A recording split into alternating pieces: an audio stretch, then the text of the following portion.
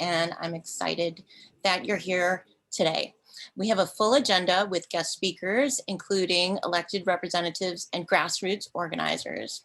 And the question today is the same question that many of us have been asking ourselves for years now, which is, what is it that we are doing today to protect our democracy?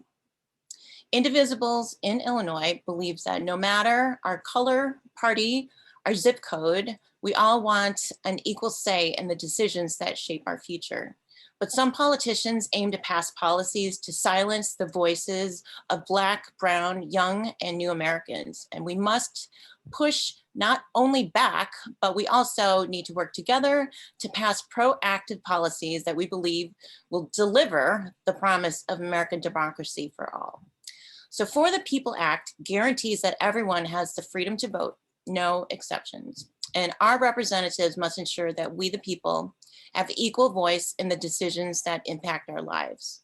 And today we're coming together for the freedom to vote to ensure that we're able to cast our vote and have our vote counted. We're excited to introduce Ezra today. Ezra is the co-founder, Ezra Levin. Thank you for being here. Ezra Levin is the co-founder and co-executive director of Indivisible with Leah Greenberg. He's the co-author of the book, We Are Indivisible, A Blueprint for Democracy After Trump. He's a frequent guest of Rachel Maddow. And in a recent interview, Rachel said of Indivisible, their kind of low-key, high-impact activism and organizing has been very effective over the past few years. Whether your senators or your members of Congress are with you or against you on the issues, according to Indivisible, the key is to stay focused on the people who have listened to you because you are their constituents. So we want to hear about Indivisible, this Deadline for Democracy campaign that's happening right now, how we came to this moment, and ideas on where we can go from here. And I will pass it to Ezra to take it away. Great, Lenny, thanks so much. Can you hear me okay? Okay, it is great to be here. And Lenny, gosh, God, we've been doing this a long time now together. This fight is the most 2017 feeling fight that I think we've been in so far. I was reflecting on what I was going to say tonight, and I was thinking back on the emotional experience of going through the fight for the Affordable Care Act. And back, if folks will recall, literally 4 years ago exactly, we were at this crescendoing moment in the fight to save the Affordable Care Act. And back then, you know, it was still McConnell, who was then Senate Majority Leader, and his top legislative priority was repeal of the Affordable Care Act. You know, the cynics had good reason to believe we were going to fail. They had good reason to believe that this Republican trifecta was going to effectively succeed. Mitch McConnell is an effective political operator. It seemed like the cards were stacked against us. And when we were talking to indivisible groups around the country that day, or that summer, there was a understanding that we were up against a lot, but there was also an understanding that doing nothing wasn't an option, that we had to throw everything we had at this fight because failure was not an option, that if we did our part in our communities across the country, that we could have an impact, that we could scare the Republicans off doing something incredibly unpopular, that we could help our Democratic representatives and senators find their spine and actually fight back. That was the theory, that individual people across the country, not professional politicos, but everyday Americans could stand up and say, hey, you're my representative, you're my senator, represent me, represent me. That was the idea of the fight back then. And I think about this fight that we're in now, and it feels so similar, y'all. It really does to me. It feels so similar. We've got a new trifecta, and thank God we have that new trifecta, a Democratic trifecta.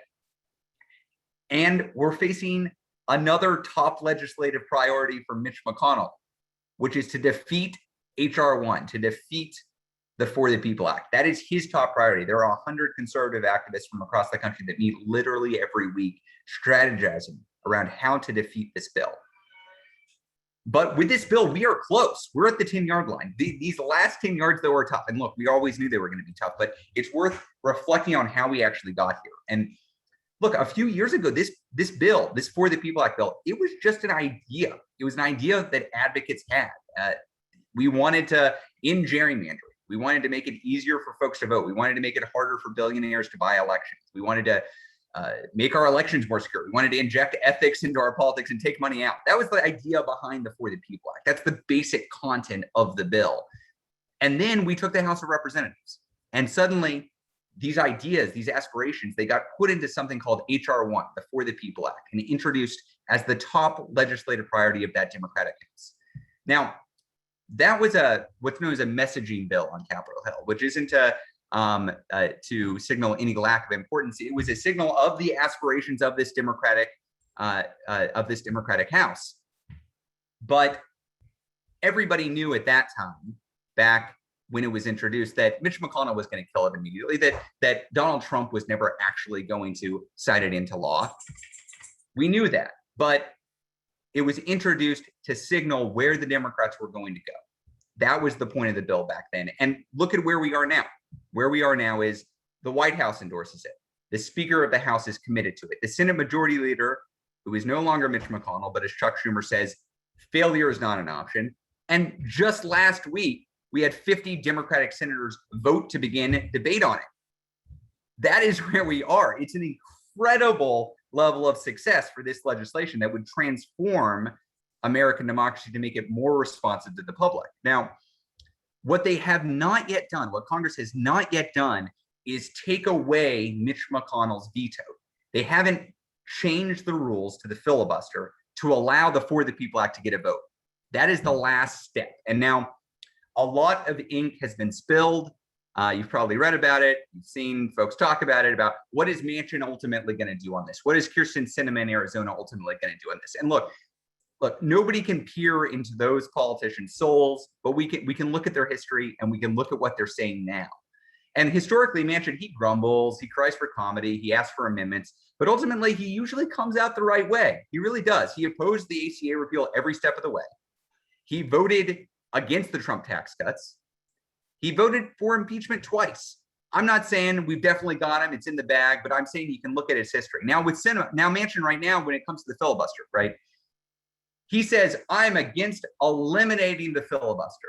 But then he talks behind closed doors to donors about how he's for reforming the filibuster. Sinema wrote an op-ed saying she's against eliminating the filibuster. But she wrote an op-ed saying, hey, it's time for the Senate to take up debate on the filibuster.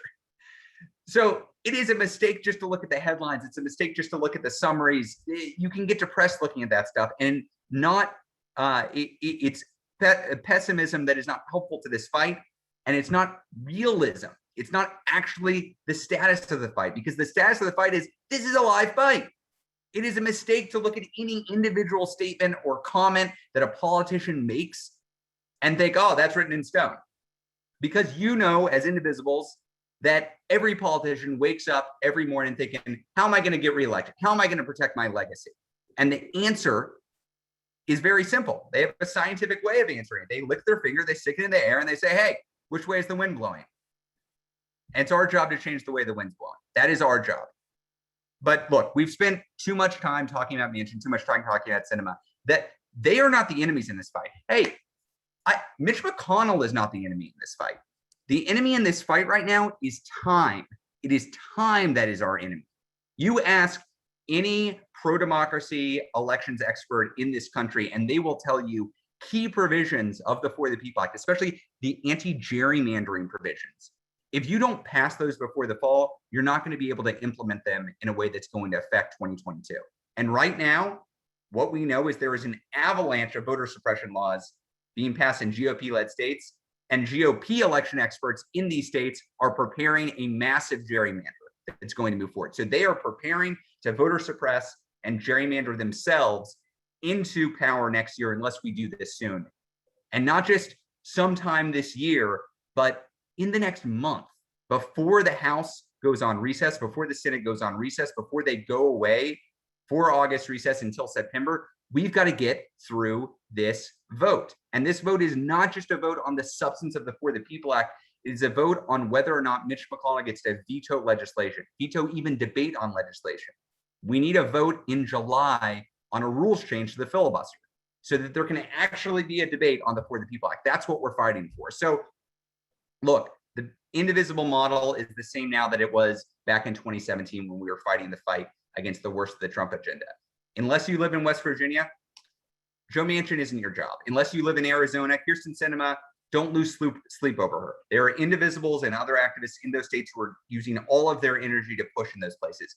You've got power in your state. You've got power in Illinois. You've got power with Durbin and Duckworth. Now, they might be great on these issues from time to time. They might issue statements that are positive.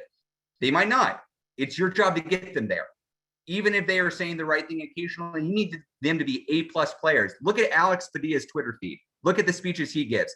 He can't hardly open his mouth without railing against the filibuster and speaking positively about the For the People Act. We need your senators doing the same thing. We need them out there every single day saying, we can't wait any longer. Democracy is a priority. We got to get this done.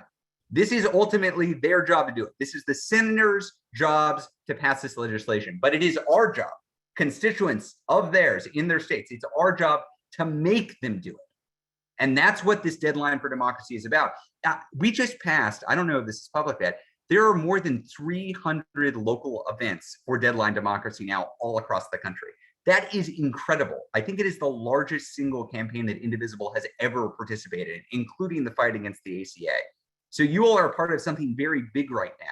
People in just about every state are standing up to try to push their senators. So in pushing your senators, you are participating in this big nationwide campaign that we hope will ultimately drive forward this legislation in July.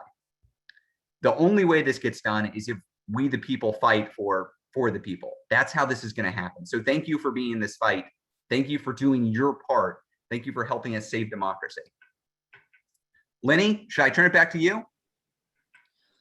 Yeah, thank you, Ezra, for being here. We know that we have a lot to do. We have 2 congressional representatives here who are going to join us in a minute. But we also know, as you said, that we need to contact our senators to do their jobs. And we are going to hear from grassroots on what we can do in Illinois to make our voices heard from Senator Durbin and Senator Duckworth. But in the meantime, we are waiting to hear from Jan Schakowsky and Rep. Mike Quigley. And actually, we were first going to hear from Representative Jan Schakowsky. We're looking for her. I don't see her yet. Oh, perfect. Thank you. Okay. Thank you. Jan, thank you for being here. Jan Schakowsky is my representative. I was hoping that Ezra could also say a word about Jan, but Jan, thank you for being a champion in the 9th Congressional District in Illinois. And I also want to say thank you, Ezra, Levin, for being here with us. I'll pass it back to you, Ezra, to say some final words and to pass it off to Jan. Well, let me just say it's an honor to be on here with Representative Schakowsky. I think one of the best things that you can say about any representative, and you can't say this about many representatives, is they show up. Well, she shows up. She absolutely shows up. She shows up when indivisibles are showing up in her own district. She shows up when there's a fight for democracy happening in the Congress. She is a true representative of the people. And it's, I don't want to take up any more space because I want you to hear directly from her about how she's showing up in this fight for democracy. Representative? Thank you so much, Ezra. Thank you so much, Lenny. I'm so happy to be here with you. Yes, last Sunday I was in Evanston with the Evanston group, and I was so happy to be with them. So I just came back. I just dashed back from dinner. It was for the Democratic Congressional Campaign Committee, but I was lucky enough to spend about a half hour, 40 minutes with the speaker. And, she was so great. She says, we were complaining about the pundits who really don't often know anything about how things really work. And and hi, Rosie, that was a great meeting you had in Evanston. So, and she says, oh yeah, they say, oh, HR 1, you can't pass HR 1. She says, we have to pass HR 1, and we are going to pass HR 1. And I'm telling you, if I put my money down next to any of those pundits or Nancy Pelosi, I'm putting my money on Nancy Pelosi and the Democrats and the President of the United States of America. I also was at the White House today for a bill signing, And what a decent president, thank God we have right now. But so the House has passed HR 1. We passed it twice. We passed it this year. We passed it in the last Congress.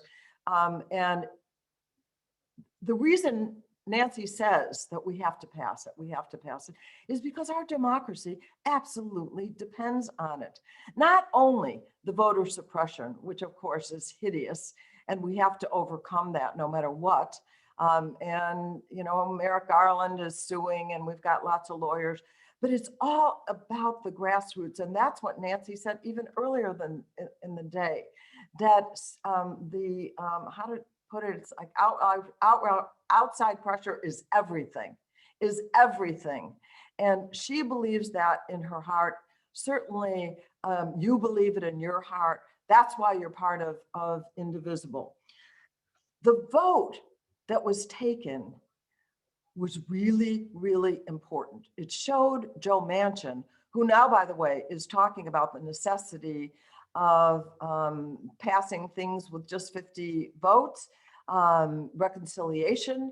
But it was important for him to see that no matter what, and no matter how nice he is to them, and that they are going to vote no. They're voting no on everything. Mitch McConnell has asked as a favor for them to just vote no. So it's up to us. It's up to the Democrats in the Congress, and it's up to all of you to make sure that we can move this agenda. I said, it's not just about voting rights. It's about getting all the money out of politics, all the special interest money that has persuaded way too many of our colleagues on the Republican side in particular. And so it's going to take all of us to be absolutely active. I'm going to tell you something, Rosie, that I think I got it wrong a little bit at the rally, thinking that, you know, do we really want to, you know, pick? Doesn't Dick Durbin and doesn't Tammy Duckworth want to get this done? Can we make them want to do it more? Is that really going to help? And John Sarbanes, the author of HR 1, said the advantage of being in touch with our own senators is that they go back and say, my constituents are on fire. They are on fire, and they are demanding that this get done. And I want you to know that the phone is ringing off the hook. So, you know, I'm thinking, really, we want to pick on Durbin. So, you know, we know he's for us, and Tammy, you know, we know she's going to be with us. This is what the author of HR 1 said. Yes, because now we also, obviously, if we know people in West Virginia, we know people in Arizona, that's good. We can, and yes, we already have to start thinking about turnout and voter registration and all those other things. But he said that it's a good thing to make sure that the urgency is really felt. So I'm telling you, this is a situation where our democracy is at stake. One of the voter suppression, I guess it's in 2 states now, where the legislators in that state, and we're talking now about states dominated by Republicans, have actually made it possible for themselves to change the law so that they could pick their own electors to certify who is the legitimate president, regardless of how the people in their state voted. I'm upset about a lot of the voter suppression, about the end of voting on Sundays, about vote by mail, all the voter ID cards that are required. Those are all bad. But that one that's the big steal. That is stealing the election if they vote to be able to change who the electors are. So I don't know what your timing is on this. Those are really my main message. And the other part of the message is just thank you. Because I come from an organizing background, and I have always seen myself really continuing to be an organizer. That's who I am at heart, with the absolute unshakable belief that it is about you, that it's about ordinary people weighing in on these big issues. And so, you know, if we can dream it, we can do it. If we fight, we win. You've heard me chant that all the time. When we fight, say it. When we fight, yeah, I see lips moving. That's enough. Okay. Anyway, so I don't know, you know, if you wanted more to ask questions or whatever, but I'm just happy to be with you. Rosie, can I just interject real quick? I apologize. Yes. Oh, They're about hi- to hi, call Mike. votes here. So it's sort of an in-between period if they call votes and I'm, you know, having to go en route, which is hard to do a link like this. So I'll handle it any way you want. I just didn't want you to think that I was going to blow you off. It's just they're going to be called at the worst possible time. Yeah, well, first, thank you. I just want to say, firstly, thank you to my Congresswoman Rep. Jan Schakowsky for always showing up, as Ezra said earlier. And absolutely, if we were able to unmute right now, you would hear thunderous applause for all the work that you do and for showing up today. So I hope that you can see us all applauding you and cheering you on. So thank you, thank you, thank you. Yes, we're going to move on to Mike Quigley. Because I know that you have votes happening right now. As you know, Congressman Quigley Rose Colasino, who is our champion, our state coordinator. She was the one who invited you here. She's our voter rights and protection lead, and she hoped to introduce you. Okay. But I will read what she had passed on, and then we'll move on to you. We appreciate your support for voting rights, especially on the House Appropriations Committee to secure funding for elections across the country. We at Indivisible Illinois organized a rally at that time to support those efforts. Congressman Quigley is the chairman of the Financial Services and General Government Subcommittee.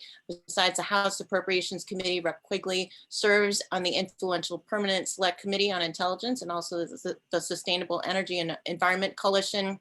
And we know that we are here because this is a perilous time for our country. If you just tuned in, you missed Representative Jan Schakowsky pretty much saying that. And so we want to talk to this congressman about the next steps. What do we need to do to get S1 through? What are your insights on the inner workings of Congress, both in the House and the Senate? We heard that HR 4 is going to get introduced in the fall. Is that the case? And how can we expedite that? What can we do to drive home our demands? And do we collectively need to do what the Democrats did in Texas when they walked out to showcase their efforts to stop voter suppression? Congressman Mike Quigley, please take it from here. Great. This morning I was on MSNBC and we were talking about the select committee. That's a vote we had today, which is not what we wanted. Obviously, we wanted a commission.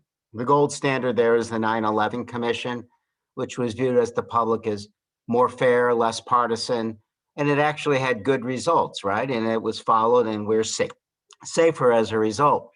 But, you know, I served with people who voted against the commission. They voted against the defense supplemental, the vast majority, 212 of them, that would keep the Capitol safe. As you know, several have denied that the insurrection took place. And the 147 voted to affirm a lawful election. So that's what we're dealing with here. So really, the speaker didn't have any other choice but to do this. So that vote took place today. I suspect the speaker will pick the committee in the coming days, if not hours, and we go forward. I just want you to know it's all tied together with the issues that you're talking about. Unfortunately, they've chose power over truth, party over country. In front of the entrance to the old part of the CIA, there's from John 8:32, and ye shall know the truth, and the truth shall set you free. I don't think they believe that the truth will set them free, because they'd have to deal with the fact that McConnell and McCarthy both laid responsibility of the insurrection on President Trump in the hours and days after it took place. And they don't want to have continued images of flags from Trump and Confederacy mingled together while people were injured and police were killed. So this is what we're dealt with. Tonight, I just came from a different dinner at the D-Trip. It was called the gallery group, and I was in the gallery the night of the insurrection. So I was in the room where it happened.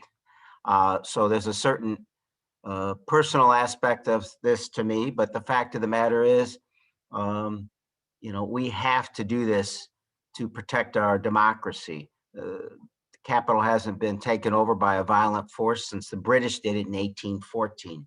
So all these things that we're going to talk, you're talking about, and we're trying to work on are interconnected, and they're extraordinarily important. It has been hard to do this because of in the different disparate committees, because it's hard to coordinate. It's hard to do.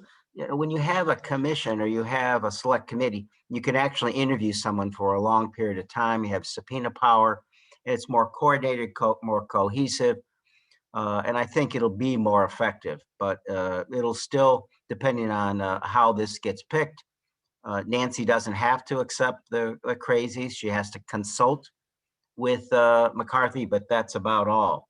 So I do have some hope in all this. I do want to talk about the election stuff. My bill that I'm the chairman of, there's 12 bills that fund the government. I fund financial services, general government. We put $500 million more into election security grants. And all the time that we've been doing this, we're also funding the election commission that actually funds this and coordinates with the states to keep our states' elections safe. I was the sponsor as the chairman. We got 380 million in 2018, 425 million in 20, 500 million in the CARES Act, and again, 500 million more in this one. We still have a lot of states that don't have a paper background. You saw what took place. Just appreciate that we were doing all this because the threat we were concerned about was from foreign powers, and that still exists. The threat now is unfortunately bizarrely internal that we're worried about. So we need to make sure these states are funded on an appropriate basis, and it's mechanical and solid, and it's harder to do what other kind of craziness that they want to do. So it is an extraordinary time. I know there's a lot of different questions. I'm optimistic about what the House can do. I'll just touch on one more issue, and if you want to throw another question in, I'm feeling good about environmental issues. I saw Jan had the Green New Deal hat on behind her. I've got one at home. I have some confidence that the House will get these things done. There's a lot of measures dealing with climate change that have to move forward and should. In my bill, there was also 300 million for electric vehicles and a lot more money to have the GSA make their buildings sustainable and more inclined to be able to use electric vehicles. There are other measures that you probably heard about. We're going to pass the big cat bill, right? That's my bill. We're also going to, I think, pass Preventing Future Pandemics Act, which ends the wildlife trade. There's the hat that Jan has, and Bird Safe, and so many more. The problem, I think, is that with HR 1 and HR 4, which will come back in the fall, and I think will pass the House, there's this choke point in the Senate. And, my two senators are awesome. So our job is whatever else you can do throughout the country to deal with the other senators. I'm for, there's not a debate for me. I'm for eliminating the filibuster, but there's so much more to talk about. My main message is it's all connected. You guys do great work, and keep going.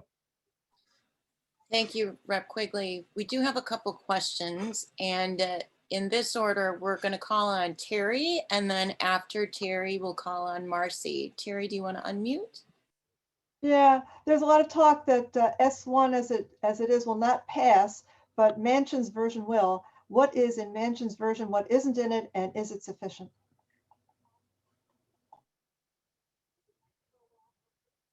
And that's out to any speaker who might want to grab that question. I'm happy to take a first whack, but don't want to jump the line. Go ahead. So the Manchin has proposed, it's worth noting that about 10 days ago, maybe a couple weeks ago, he wrote an op-ed saying, I'm not going to vote for the For the People Act. And then conventional wisdom in Washington immediately was, well, For the People Act's dead, let's move on. That's not what we said. We came out with a whole strategy on how to continue pushing. Lo and behold, a few days later, he came out with exactly what you brought up, the amended version. I would say it's a worse and weaker version of HR 1, takes out some important things that we would like to see, public financing for elections. It adds in voter ID. It weakens the automatic voter registration provision in the bill. It weakens a few other things. It does add making Election Day a national holiday, which was not in the original bill, and that is a positive improvement. So I would say this is Manchin negotiating in good faith. He is coming to the table with ideas, and that is healthy. That is how the legislative process ought to go.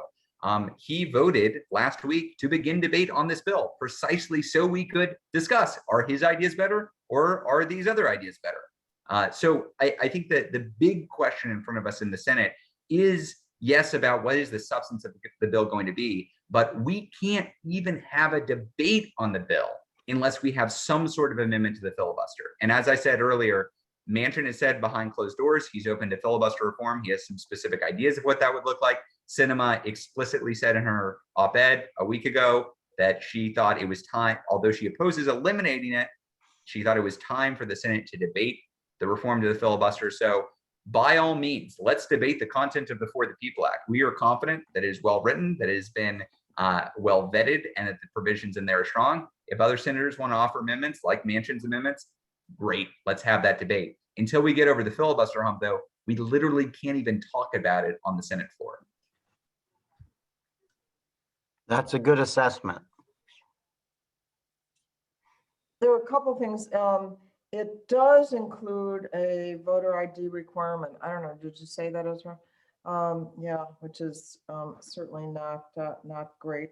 I think it's significant that Stacey Abrams, said that she could support that. She called it strong. And then, of course, the Republicans glommed onto that and said it's the Manchin Stacey Abrams bill, meaning to undercut, the validity of the bill. Yeah, it wasn't as good, but I think I appreciate your saying that he negotiated in good faith. Now we want to see more negotiating in good faith on the reconciliation bill, which he seems to be speaking positively about. So I'm excited about that. We're definitely seeing him moving, and I can't imagine, I sure hope I'm right about this, that if he moves, that Kirsten Sinema will move as well, but she's not brave enough to be the one and only. I don't see that in her. Anyway. Thank you. Any other questions? Yes, we have one from Marcy and then another one from Rosie. Go ahead, Marcy.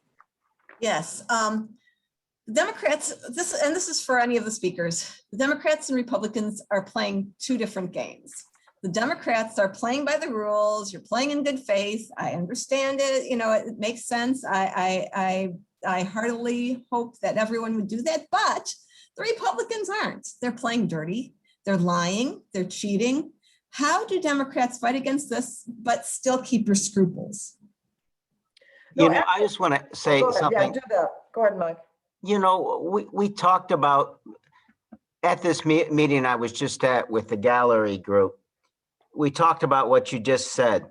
And, I heard all kinds of expressions that we bring butter knife to a gunfight. But, the fact of the matter is, I think history will treat them poorly. We just can't be, we have to message in a consistent way about what has taken place and their threat to democracy. And we have to be far more brutal and strong about it than we ever have been. We have to be as tough as they are with scruples. And I think there's a way to do it. You know, I think one of the reasons we won those swing districts is because what you're talking about, it appeals to those voters. But, you know, we can't be sweetness and nice about it. We have to paint the way it is. They tried to overturn a lawful election. They do it again. They got police officers killed and hundreds injured, and they're denying its very existence. And I think you make them wear that till the cows come home in the last election. You know, I totally agree with that. And the other thing to remember, we won. Donald Trump lost, and I don't know if anybody saw on MSNBC the end of his rally. He is still blabbing away for 90 minutes, and all these people leaving this outdoor rally. Just what did you see that, Rosie? Or nodding your head? People just like fleeing. You know, honestly, it was great to watch. It was so pathetic.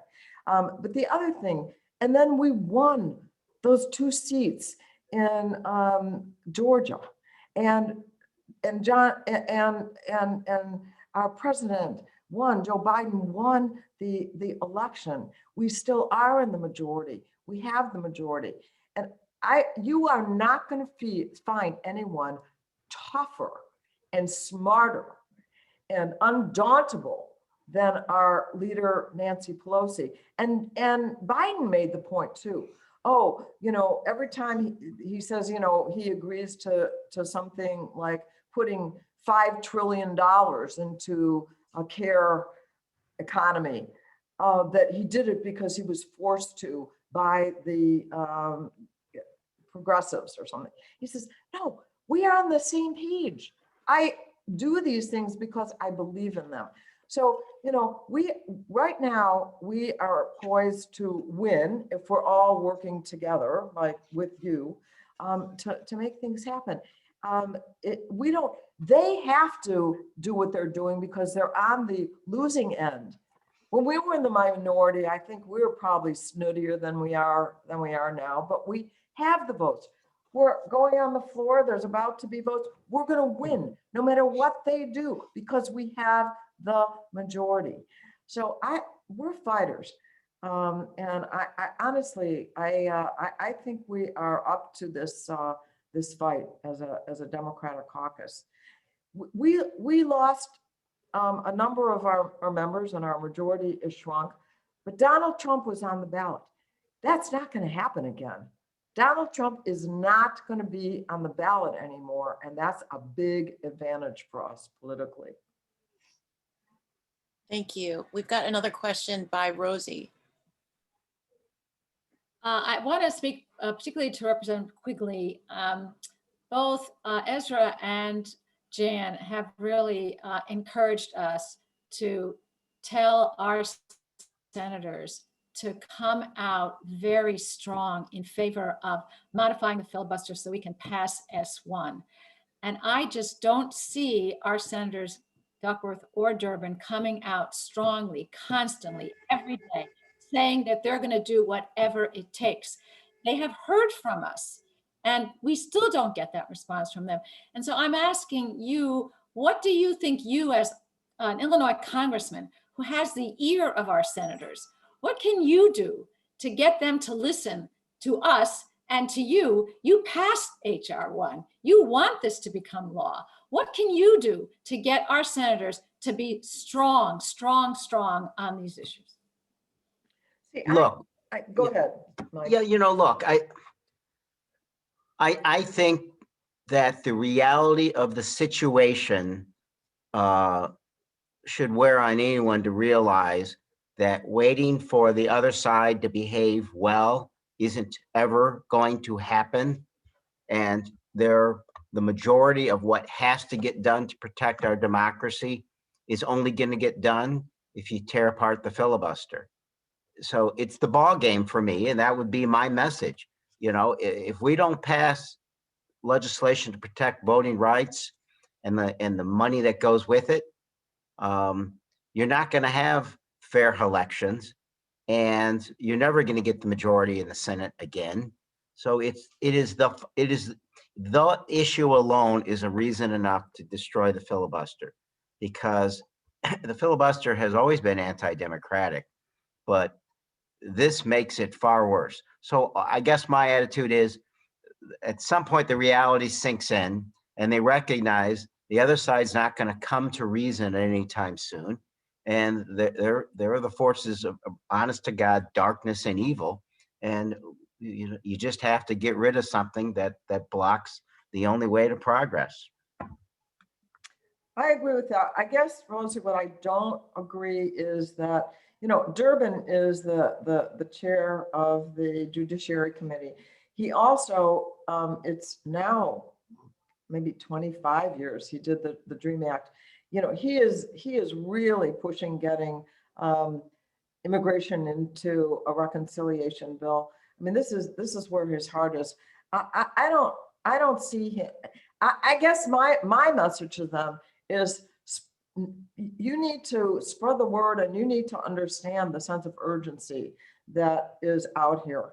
That, we want to hear you more talking about how important it is. But I wouldn't accuse him of being too wimpy, because he's a stalwart on these things, and he's leading the Judiciary Committee in the right direction. But anyway, that's my view.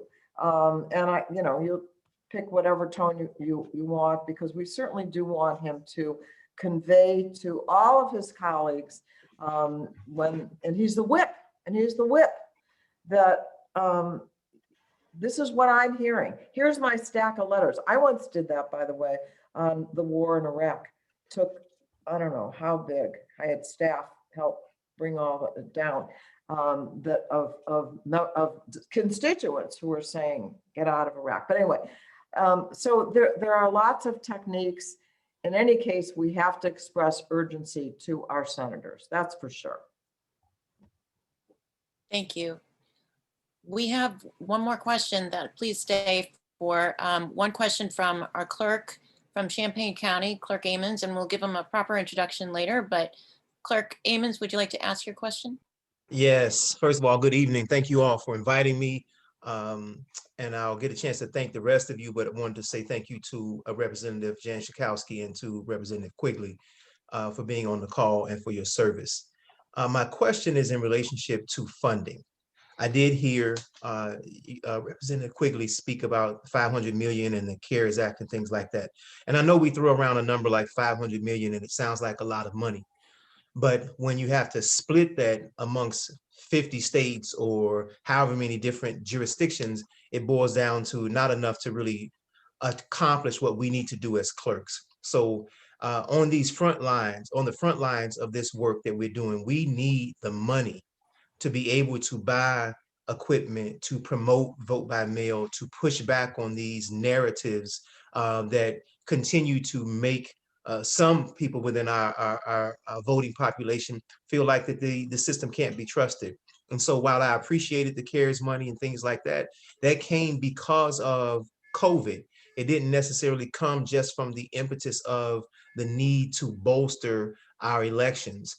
And I'm perplexed, and I'm getting to my question. I'm trying to, because I look at the budget for the Pentagon as 54% of the budget.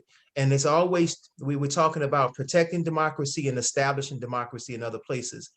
But why don't we have the same push for voting and democracy in America? Why don't we have a level of funding that ensures every single county clerk and election commission has every piece of equipment that we need to run elections in a fair, free, and accessible way and in a secure way? I just don't understand that. And Clerk, let me agree with you and disagree with you at the same time. And thank you for your service. That $500 million in the CARES Act was actually the third tranche.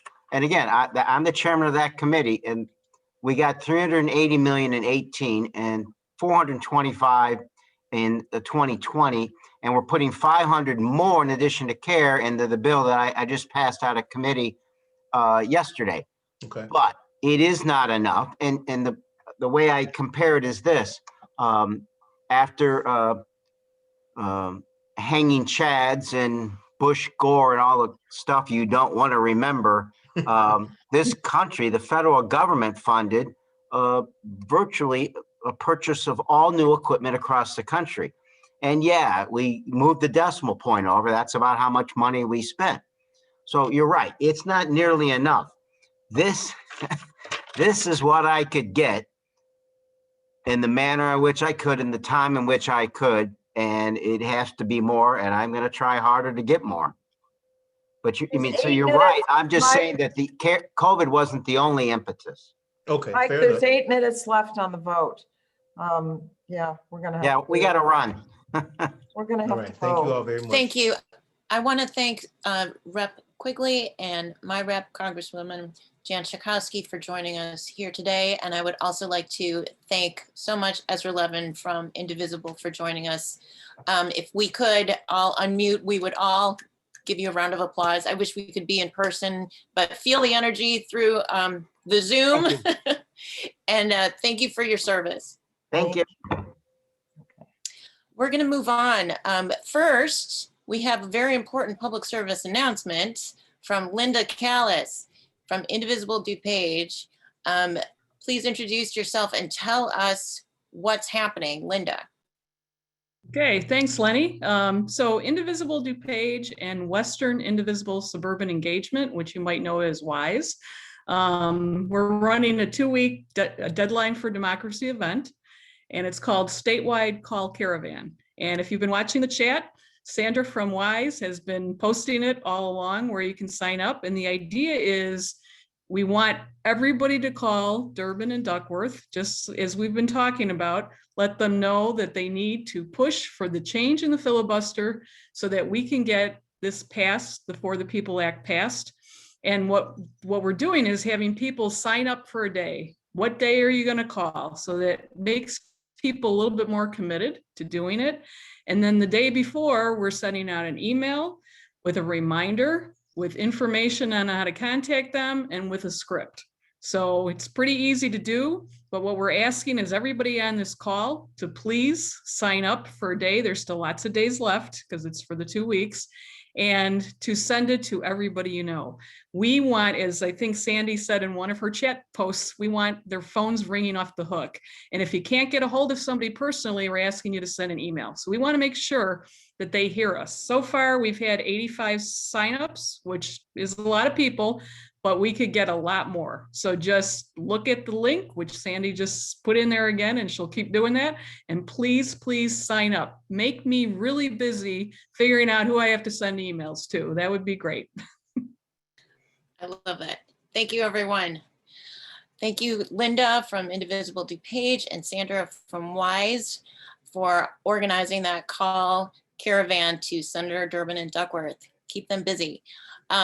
Okay, we're going to move on. We have another half hour, and we did not properly introduce our next speaker. So I'm going to pass it to Terry Marr, who's going to introduce herself, and then Clerk Aaron Ammons. Okay, I'm Terry Marr, and I am the press secretary for the Champaign-Urbana chapter of Bend the Arc Jewish Action. Aaron Ammons was elected Champaign County Clerk in 2018, becoming the first Democrat to hold that office since the 1930s. Since taking office, he has corrected the voter suppressing efforts of his Republican predecessor, who was notorious for supplying insufficient polling places for University of Illinois students, among others. And he's made his office a leader in transparency by hosting open houses and producing an e-newsletter available to everyone. He was also in the forefront last year in providing ballot drop boxes throughout the Champaign-Urbana area and promoting vote by mail. You couldn't ask for a better county clerk. So without further ado, here is Champaign County Clerk Aaron Ammons. Thank you very much, Terry. I appreciate that. I do have a quick slide presentation to share with you all. Can I share my screen at this point? Yes, you should be able to do that now. All right. Let me try again. All right, and that should be it. All right. Hopefully everyone can see that. Can you all see the screen now? Yes. Yes. All right. Thank you very much. So as Terry said, my name is Aaron Ammons. I am the Champaign County Clerk. What I will be sharing with you all tonight is a little bit about SB 825 that was recently passed by the Illinois State Legislature. And yeah, I don't want to spend a lot of time on my name. All right, here's a little bit of more about me. As Terry said, I was elected in 2018. I also used to be president of SEIU, our local chapter here. So I'm a union man. I worked at the University of Illinois for 17 years. And I also started and co-founded an organization called Champaign Urbana Citizens for Peace and Justice. We worked for about 15 years in the Champaign area dealing with environmental issues, criminal justice reform, as well as political education. I'm also still a trustee until July 22nd of the State University Retirement System. And I am happily married to the one and only, the illustrious, beautiful, amazing State Representative Carol Ammons. And as you can see, I am very passionate about democracy, voting rights, justice in every way, gardening, fishing, and basketball. So they all blend together there somehow. So Senate Bill 825 consists of a lot of other things other than what you see here, but a couple of things that you want to pay attention to are first of all, is the change in the dates. So the primary date, which would normally be somewhere in March, is now going to be June 28th of 2022. Now, this is a pretty significant change because one, the weather is going to be a lot better. So it's going to be a lot nicer for people to get out and campaign and do all those particular things. And even come out to vote. You know, typically better weather is typically better for turnout. However, it also says that in places like Champaign Urbana, where the university students are gearing up and getting more and more involved, that more than likely they will be back home in their home locations. So it's going to be a little more difficult for some candidates to draw upon I guess the energy of the students and their desire to get involved in politics. But it also affects us in that we won't have, I've been doing a lot of work to try to work with these students to get them to serve as election judges. And you all will see soon a video that I did with the College of Medicine students where they worked as sanitation workers in the 2020 election, the general 2020 election. So it kind of hinders our ability to draw upon the energy and the resources of the students. So June 28th of 2022, and it changed a lot of petition filing dates and how many petitions or how many signatures some of the candidates will need. It's been reduced by a third because they've been their time frame to collect signatures has been reduced by a month, by 30 days, from 3 months to 2 months. Of course, the general election is November 8th of 2022, and it is considered a holiday. So the other clerks out there who may want to use schools as a polling location for the general election, they will be able to do so. One of the other things that we saw in this bill is that it has allowed for voting in the county jails. So I look forward to working with Dustin Harmon, our sheriff here in Champaign County on that as well. The petitions can start being collected on January 13th, so people can start circulating their petitions for established parties. And then the congressional and judicial will file by March the 14th. Now, most of these dates will sunset in 2022, either late 2022 or early in 2023. So you do want to pay close attention to the dates in which a lot of these new provisions will expire, because there's a lot of changes and a lot of mobility as it relates to that. The other thing that's really been a big thing for me as someone who's trying to push the vote by mail and try to push the more progressive ideas around voting, we do finally have in this bill what we refer to in our circles of clerk and recorders as a permanent list. Now, what that means is that if Lenny says, hey, I want to vote by mail in all future elections, then she simply signs up with a permanent application. And for every single election that Lenny qualifies for, her clerk will send her a vote by mail ballot in the mail, period. So as it stands, as it stood before SB 825, Lenny would have to request a vote by mail ballot for every single election.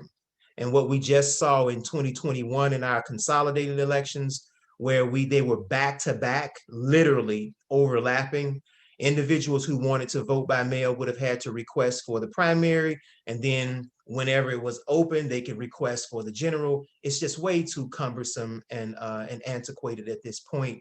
A permanent vote by mail list is how it's done in Colorado and some of these other different places. In fact, they just mail to everybody, right? But in some places, they built to that sort of stratosphere and that level of vote by mail by going through the phase of a permanent list. Now, we also still have the option for, if Lenny says, hey, you know what, I want to request a vote by mail ballot for everyone, you can still do that. Now, I can't see for the life of me why anybody would want to do that. One of the reasons why I feel that way is because the permanent list, the way that it's structured in SB 825, is that, first of all, you don't have to use the ballot if it's sent to you. If you don't want to vote in that particular election, you just destroy the ballot. But if you want to vote in person and you're on this permanent list, you just simply bring the ballot with you, just like people did in 2020. Bring the ballot with you and surrender it at your polling location. The election judge will take it. They will destroy it and then give you a ballot for you to vote in person. So the permanent list is really all encompassing. It allows people to opt out whenever they want to. You can say, hey, I don't want to be on that list anymore. We'll take you off the list. If you move and get a new address and you go through the change of address program, we'll take you off the list. So no one's locked into it. I really need you all to help us share with the voters out there that permanent doesn't mean that you can't get off, because some people may say, oh, I don't want to be locked into this list and I can never get off. Doesn't mean that at all. Okay. So I really appreciate if you all would help us share the accurate information as it relates to that list. I'm gonna try to move quickly here and of course leave space for any questions. I alluded to Election Day, which I call the last day to vote, because what is the first day? Why is that not Election Day if you have an election cycle? So I refer to Election Day as the last day to vote, but we can use the schools as polling locations. The bill also tasks the State Board of Elections to provide electronic voting option for voters with disabilities. The State Board must make a recommendation that allows a person to vote from home with assistive technology.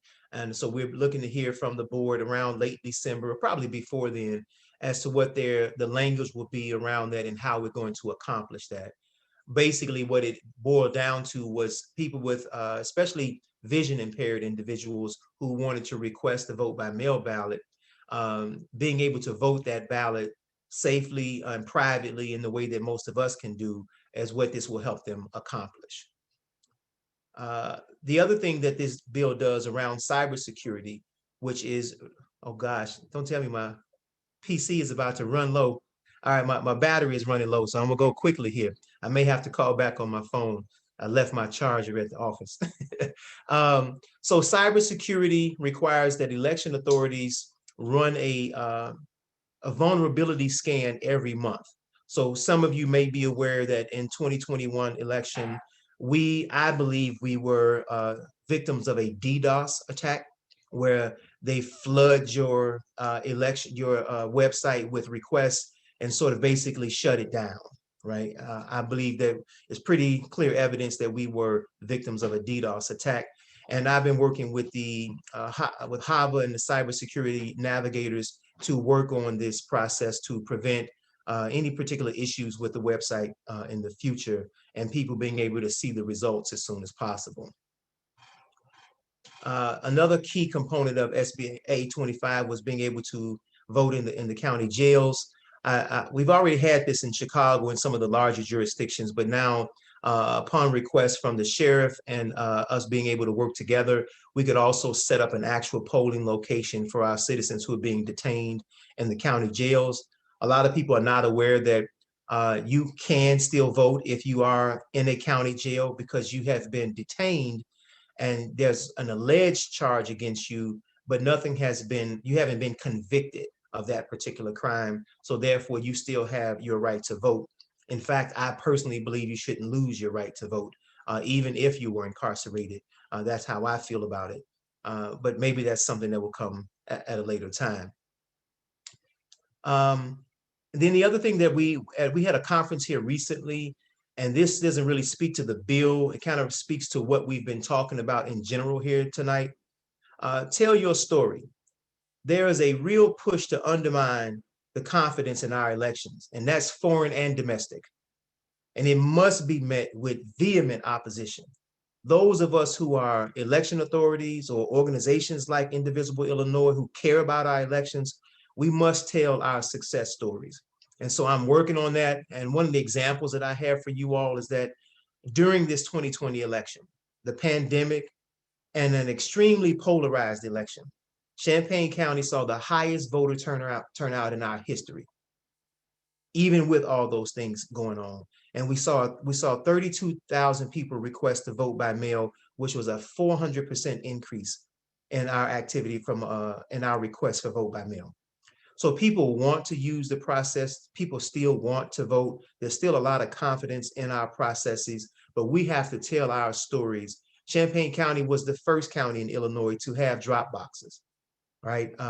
We were in Time magazine for our work that we did, because I went out to Colorado to visit what they were doing and to see what they were doing out there. So there's a lot of things that we can point to that are very positive things that I think will help bolster our electorate and keep them more engaged.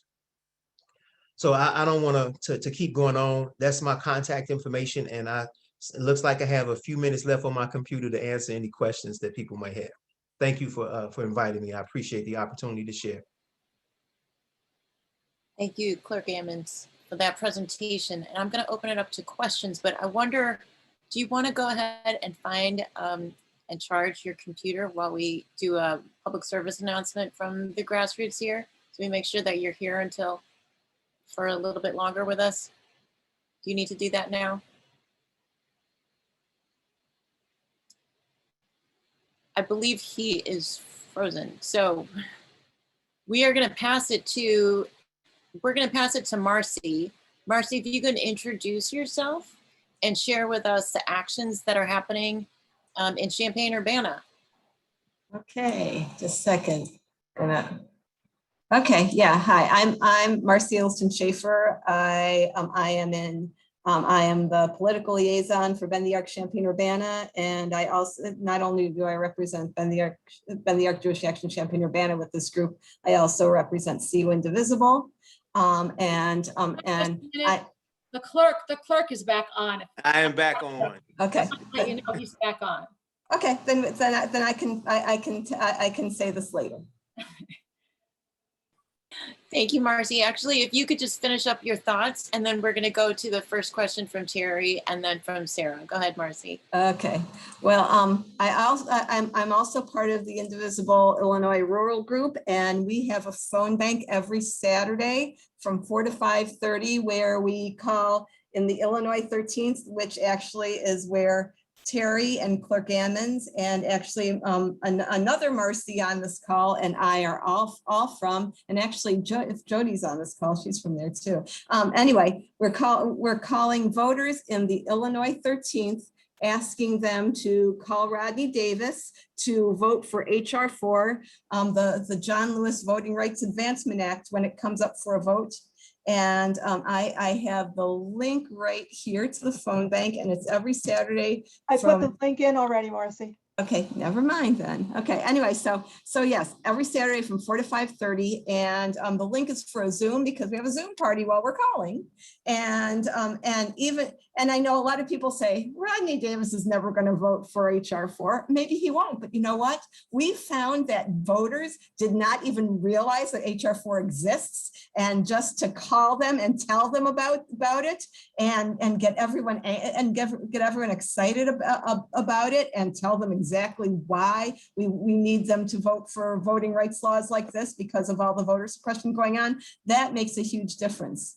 The other thing I want to talk about, and Terry Terry, I hope you can put this in the chat too, is Champaign-Urbana is the only town in central Illinois that is going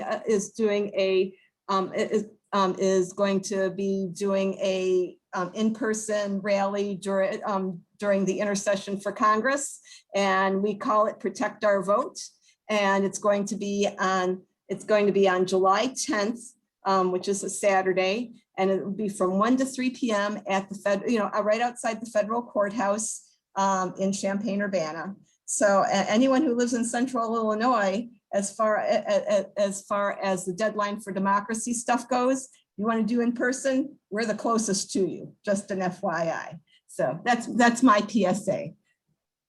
Thank you, Marcy. We're going to go to Terry, then we'll hear from Sarah, and then Rosie. Okay, so I am concerned about Republicans in other areas of the country, and particularly what happened in Alaska, who recently actively harassed, doxed, and you name it, election officials, election judges, election volunteers. I am concerned if that becomes a pattern. Nobody's going to want to volunteer to work an election. I wonder if there are laws in Illinois that will prevent this, and if not, how will you deal with it if it happens here in Champaign County? Well, one of the things that I would say, Terry, that I'm very happy to report is that even in the 2020 election, the presidential election, where we were really strongly requesting people to wear their masks and things like that, in Brookings, where our home base is, we had one person come in to refuse to wear a mask and want to make a scene and talk about, just all the talking points that we were pushing from the Trump supporters. We just have not had any significant issues with people threatening judges or being hostile in the polling location. It's been very, very minimal, and none of our election judges have said, hey, with this type of hostility or threats, I won't come in and serve.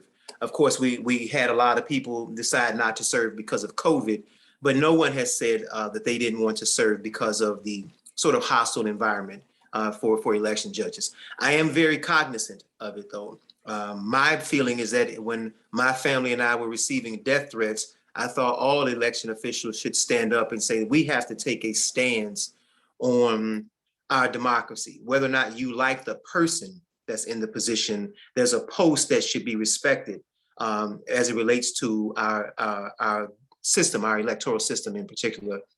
So I will talk to my representative about making sure that we have some laws or we have something in place that would speak to the safety and security of election judges for sure.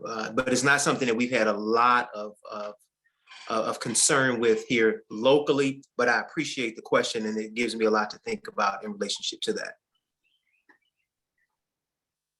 Firstly, thank you for your service, and also that you are getting death threats is wrong. And we need to point out that that is wrong and that should never happen. So speechless on that. And that's the reason why we need to continue with our civic engagement. I mean, at the same time that this call is happening, National Indivisible is talking about critical race theory. So we're going to circle back and talk to our members about that issue as well. And all of our work has to be through an equity lens. It must be. Can I just add something really quick here? Because the threats were also sort of at my wife and my daughter, but what is specifically related to me that I do think that Indivisible Illinois should be aware of, because I'm not sure if it's happening to other clerks, and I'd like to you all to help sort of galvanize that information. But I did receive a lot of stuff that said stuff like, if you think this vote by mail stuff is going to work, you're crazy, you're crooks, you're traitors. And it did make me very uncomfortable when I saw traitor and language like that in letters that were sent back to me as I mailed out vote by mail applications to people. And all they had to do was say yes or no, I don't want to vote by mail. They would send back horrible messages about, just, I don't want to go into all of the stuff that they said. but certain language like traitor reminded me of January 6th. So we did have an individual come into the office, videotaping the office, and it made some of the staff extremely uncomfortable. So I had to come out to address this individual. And then he asked for a birth certificate or something. And we later found out that he had been going from location to location, Sangamon County, McLean County. And he was just basically trying to drum up a need to have certain information on the counters or something like that, just to cause a stir. But it's very unnerving because many of our locations do not have security or any sort of detection devices for weapons or anything like that. So to Terry's question, I do think it's broader than focusing on the election judges. I think it's election offices and things like that in particular, as a whole, should be getting a stronger look from our legislators around security for the safety and security of the people who work the elections in our offices. Thank you. We're gonna go to Sarah and then we'll hear from Rosie. Hi, Clerk Ammons. Thank you so much Hey. for being with us. It's really helpful to hear this from you. And I'm so sorry to hear that things were rough during the last election, and I'm just sorry to know that. I understand that the legislation is very new, and so this might be a little premature, but it's occurred to us that since we have this window of time before we can really start working on the next election, this is a good time for us to work hard on getting people to sign up get on the list for permanent vote by mail. And I'm wondering if you know when those applications are supposed to be available from our clerk. Is there a deadline for that?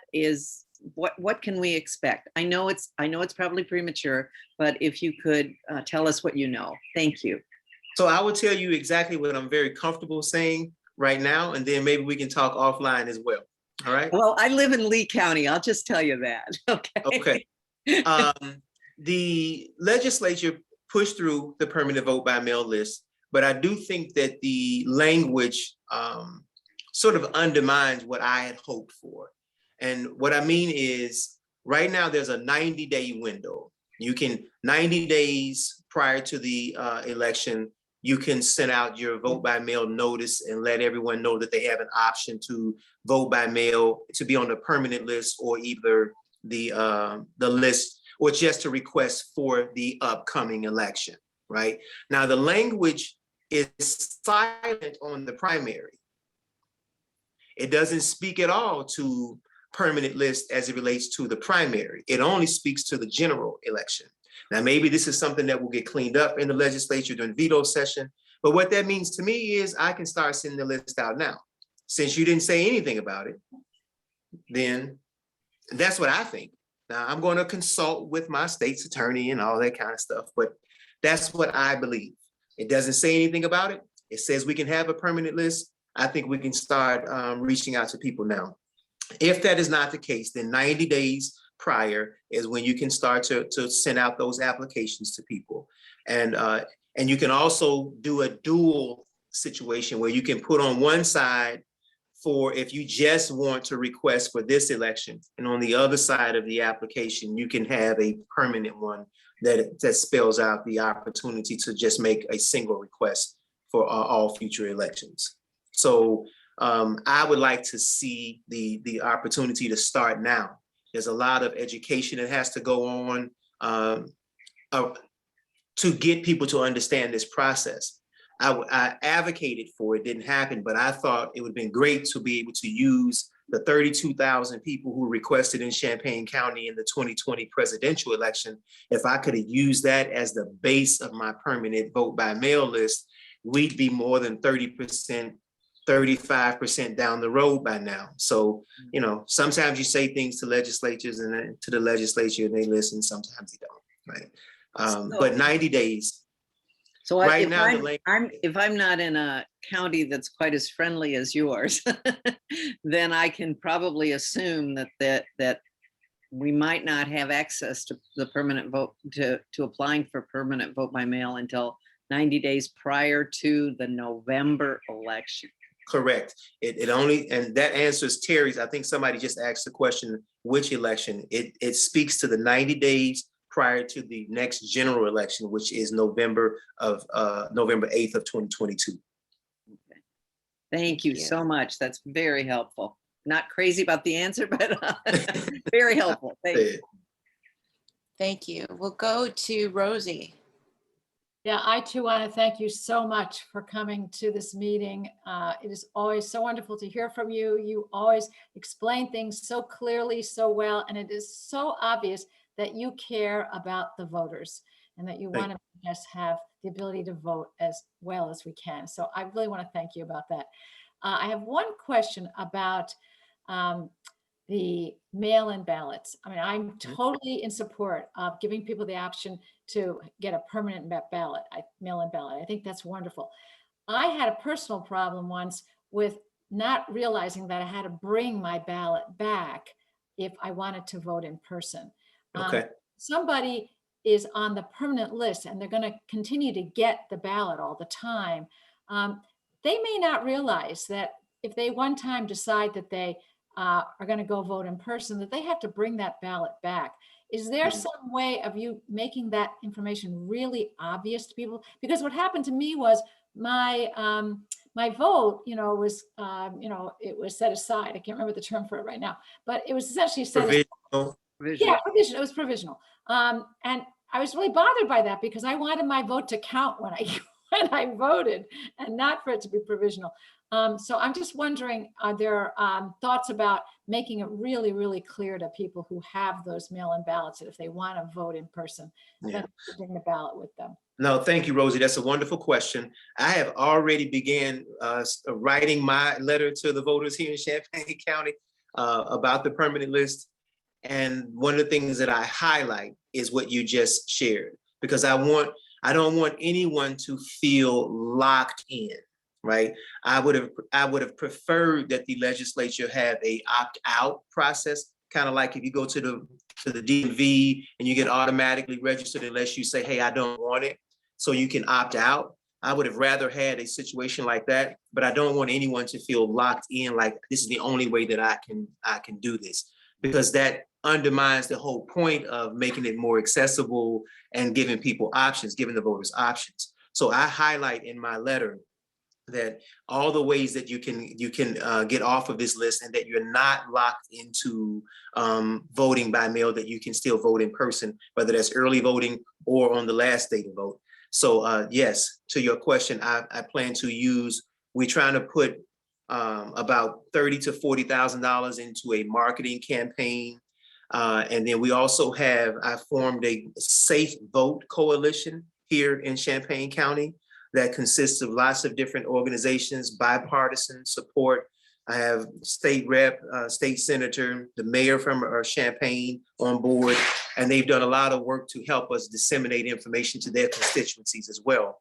And so I'm going to share that information with all of those entities in the Safe Vote Coalition to help make sure that people are very clear about what their options are as it relates to the permanent list.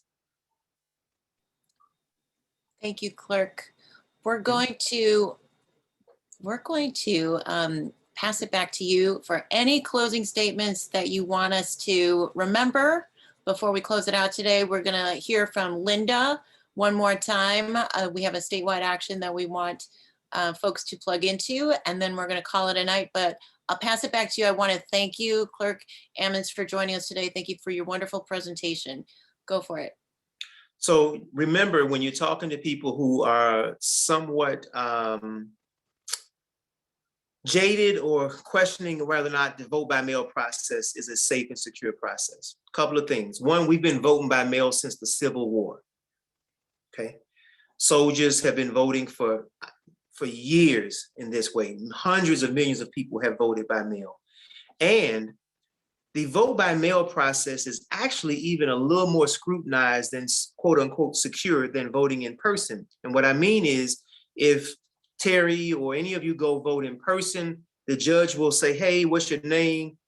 If you are already in the system, you don't have to show ID. You'll sign the book and they'll take a glance at your signature. One person will glance at your signature, see if it matches what we have on the screen, and you'll get your ballot. Right now, there's a much more much heavier scrutinized process on the signature verification. Although we don't have to have 3 people, we have to have a Democrat and a Republican in my office now look at every single signature and look compared to what's on the screen before that ballot can move on through the next stage of the process. So it's just something that you could share with people, that we've been voting by mail since the Civil War, and it's a more heavier scrutinized process into making sure that you are who you say you are, or that is your signature on that envelope, to some degree, even more so than we do in person. Perfect. Thank you so much, Clerk Ammons. And if everybody, you could show your appreciation to the clerk, and we're going to ask you to stick around. We're going to stop the live recording and the live stream, and we're going to take a screenshot with you. But first, before we stop the live stream, we're going to pass it to Linda, who's going to give us one last shout out for the statewide call to action that people can plug into. Linda. All right, thanks, Lenny. So again, Indivisible DuPage and Western Indivisible Suburban Engagement, WISE, is running a statewide call caravan. So we want everybody, and Sandy just put the link again into the chat. We want everybody to sign up and say what day you're going to call your senator, and we will make sure that we hold you accountable. We'll send you an email the day before. We'll give you the contact information. We'll give you the script. And, you know, we want to push our senators to change the filibuster so that we can pass the For the People Act. And I will say that while we were here, I got an email from somebody who just made the call today and said that they got one of the staff members. So, you can get the staff members. And if you can't, you can send an email. So everybody, please do it and pass it to your friends. Thank you, Linda. Again, thank you, Clerk Ammons, for your presentation, and thank you to our other speakers who were here earlier, Reps Jan Schakowsky and Mike Quigley. Thank you, Ezra Levin from Indivisible, for joining us. Thank you, Linda, for your calls to action. Everyone for asking questions. Thank you, Marcy, for also sharing your phone bank and everything that you're doing in Champaign-Urbana. Thank you all to all the Indivisible leaders across the state of Illinois.